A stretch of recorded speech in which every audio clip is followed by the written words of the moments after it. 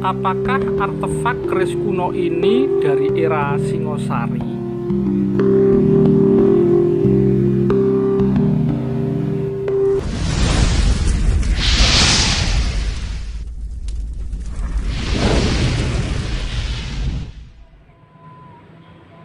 Rahayu, Rahayu, Rahayu. Ketemu lagi dengan saya, Teddy Wahyono, di channel tempat mengenal keris dan pusaka Nusantara lainnya dengan akal sehat dan hati terbuka. Nah, kali ini saya akan membahas sebuah keris yang bisa dibilang cukup istimewa ya. Nah, ini langsung saja kita lihat. Jadi banyak yang mengira kalau keris ini adalah keris dari era Singosari ya. Tapi apakah benar ini keris dari Singosari? Nanti akan saya bahas ya. Nah, sebelum saya bahas, buat teman-teman yang belum subscribe, silahkan subscribe dulu biar tidak ketinggalan informasi dari channel ini. Dan jangan lupa untuk like dan share ya. Jadi siapa tahu informasi ini berguna buat teman-teman yang lain. Kayak gitu. Nah, kita langsung kembali lagi ya. Jadi ini kalau kita perhatikan memang jadi tingkat korosinya dan materinya mirip dari keris-keris era Singosari ya. Tapi apakah benar? Itu memang mirip ya materinya ya, dan ukurannya, besarnya, lebarnya ini mirip.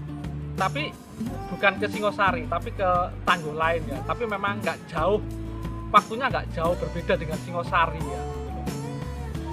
Jadi sekali lagi, kalau untuk yang keris Singosari, ini yang pertama. Jadi memang lebarnya seperti ini ya, tapi biasanya agak lebih pendek lagi ya. Tapi garapnya lebih bagus biasanya, lebih ekstrim ya. Dan kalau untuk Singosari biasanya keris itu sudah pakai metuk ya. Jadi baik yang low maupun yang lurus seperti ini ya. Nah, sebagai informasi, mungkin selama ini banyak anggapan ya bahwa keris-keris Singosari itu adalah berupa betok atau jalak yang bilanya lebar, pendek, tebel gitu. Kalau betok itu era Kabudan ya, dan beberapa jalak memang dari era Kabudan. Itu era sebelum Singosari. Era Singosari sudah ada ada bentuk seperti ini gitu ya. Karena memang kalau teman-teman tahu di salah satu relief candi di daerah Kediri itu ya, itu eranya Kediri dan ada bilang Singosari juga ya, tapi Kediri yang jelas itu sudah ada keris lo 9.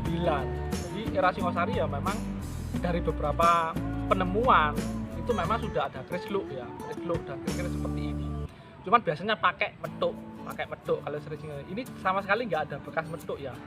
Nah, ini memang era setelahnya, tepat era setelah Singosari ya. Setelah era Singosari runtuh, teman-teman tahu ya, jadi ada kerajaan besar yang tumbuh yaitu Mojopahit. Tapi apakah ini Mojopahit? Nggak terlalu mirip juga ya. Jadi ini lebih ke yang timur, Blambangan.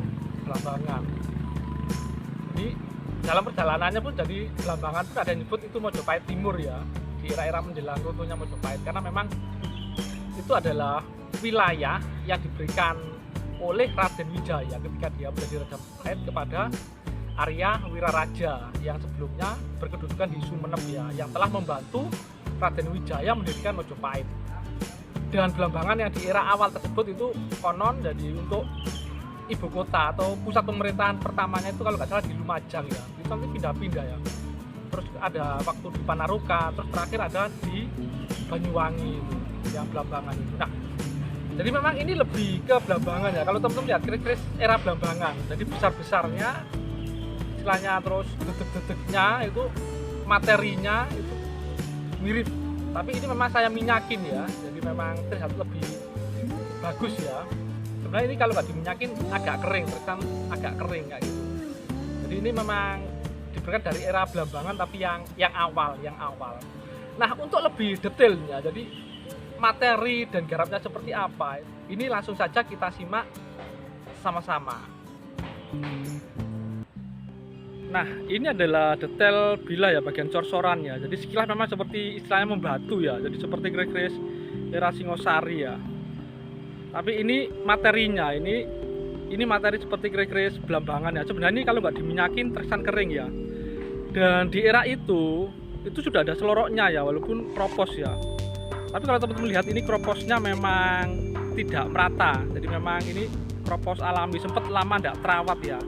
Nah, sebagian seperti batu ya. Nah, itu teman-teman bisa perhatikan. Nah, itu seratnya terlihat sangat bagus ya. Jadi memang korosnya mengikuti serat ya, dan itu memang beda di tiap-tiap tempat. Nah itu jelas sekali ya untuk yang bagian peloroknya. Jadi ini memang mungkin sempat lama nggak kerawat, cara tebal terus dibersihkan. Jadi salah satu yang biasanya keropos alami itu memang nggak merata ya, nggak merata. Bawahnya masih cukup utuh ya. Jadi memang khas materi belambangan ya, tapi ini yang belambangan awal ya, awal berdiri ya sepertinya ya. Jadi memang masih dekat dengan Singosari. Dan ini kalau kita lihat seperti ini, nah jadi nggak rata, nggak lurus ya. Ada yang bilang Luk Sinandi itu. Saya pernah bahas beberapa kali tentang Luk Sinandi. Ada beberapa teori ya. Yang pertama ada yang bilang itu buat khusus untuk orang tertentu, tilik sandi atau apa. Tapi yang lebih masuk akal, seperti yang saya dapat dari Empu Haryo itu, konon karena memang paron atau landasan menempa itu tidak rata, tapi masih dipakai terus. Tapi itu justru menjadi ciri khas empu tersebut ya. Jadi memang nggak banyak ya. Jadi kadang-kadang paron pun menentukan. Jadi ketika nggak rata, jadi kadang-kadang hasilnya juga nggak terlalu rata gitu ya. Nah ini memang cukup unik ya. Jadi salah satu koleksi saya yang usianya cukup sepuh selain yang Pajajaran ya. Nah ini adalah bagian sor-sorannya ya, ada semacam batu lapaknya, dan sor-soran sisi satunya ada kayak pamor berbentuk kalajengking. Nah ini bagian yang korosi ya, karena memang usianya sudah cukup sepuh ya, dan ini juga tapi tetap mengikuti alur seratnya. Dan ini Luk Sinandi orang nyebutnya. Nah mungkin itu saja dari saya, semoga bermanfaat dan jangan lupa untuk like dan subscribe-nya.